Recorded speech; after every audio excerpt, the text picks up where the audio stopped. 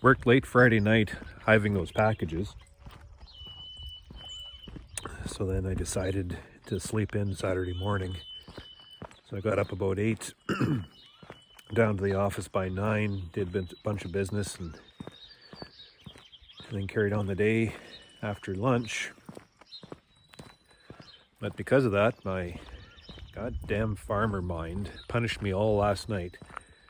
Dreams about not getting anything done. Oh, the curse of it all. So it's early Sunday morning, Mother's Day, and I'm sneaking out of the house at first crack here just to get a little bit done before the house wakes up. Because I've been told, and I'm not going to ignore, but if I get some work done before she gets up, then I guess we can both be happy. There is the 7th bell. And that big circle in the sky keeps on turning. These bees are just about ready to fly. So I have 2 loads on the truck now. Another yard waiting for tomorrow morning. I can smell that beautiful smell of stored pollen and a developing nest. It's what I want to smell when I'm moving colonies out. This is the first time so far since I started moving bees out, I've started to smell this within the colonies. It smells like growth and development. Keep that pollen coming. What a morning. I'm getting a lot of engagement from my viewers.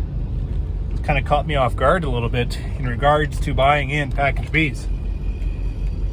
And the emails, the tone is quite upset because they look at my example of beekeeping as a sustainable model, as the path towards sustainability.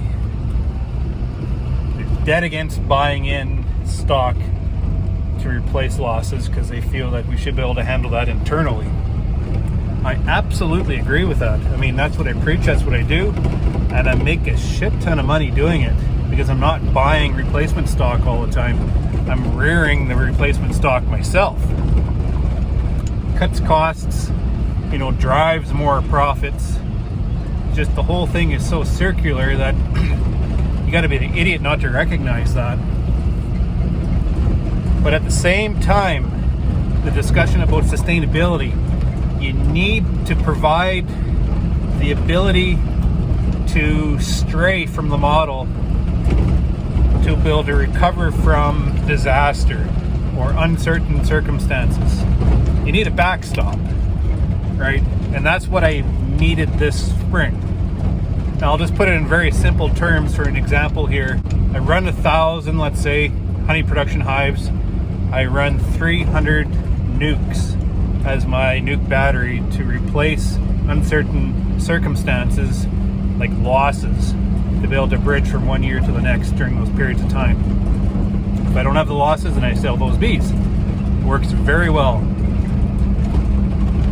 Last year, I forget exactly what it was, but by the time that spring followed through, I think I ended up with 35% loss or something like that, including my floods and washouts and everything. I had my nuke battery to be able to drop into my apiary to be able to recover from those losses instantly, just like that, right?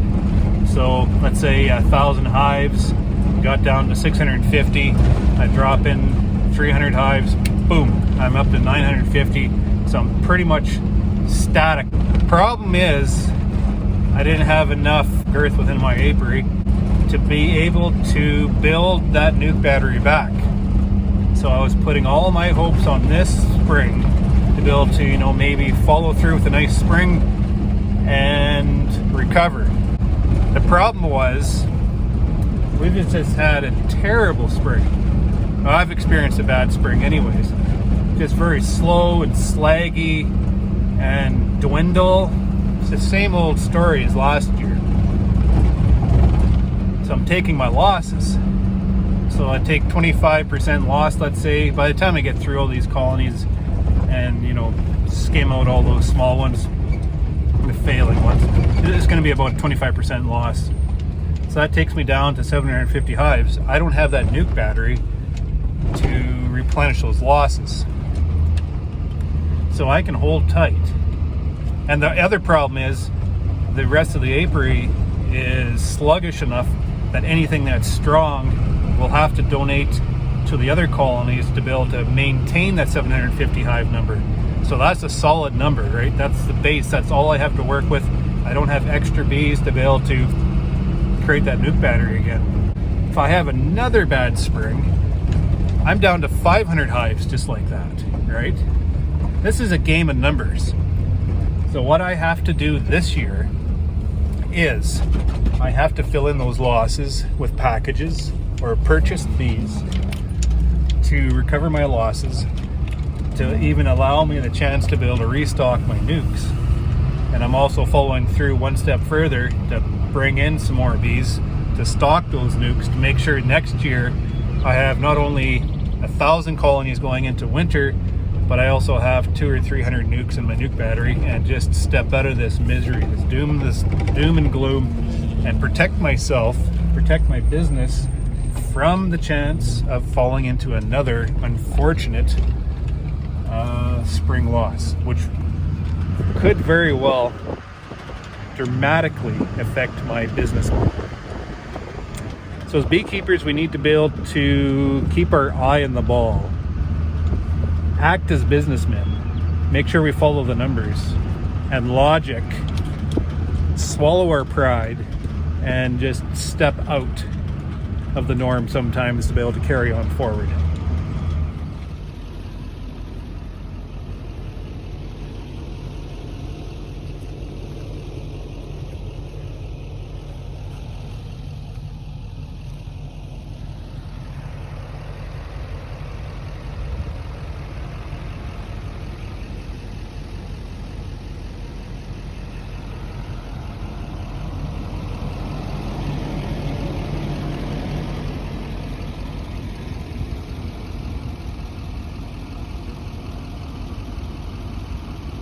My father is coming to get me in the tractor.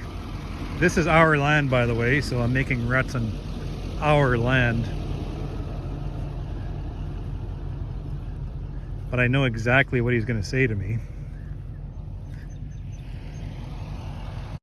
What were you trying to get through there for?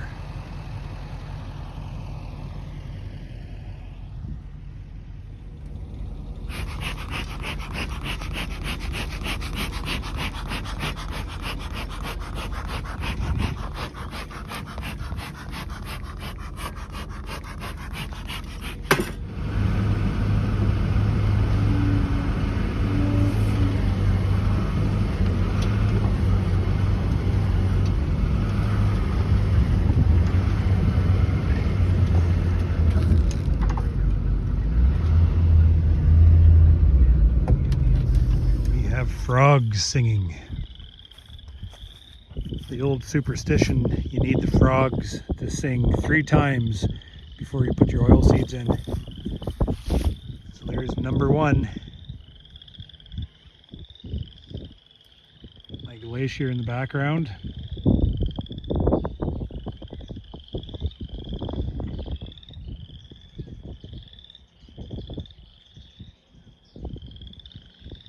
Sing away, froggies.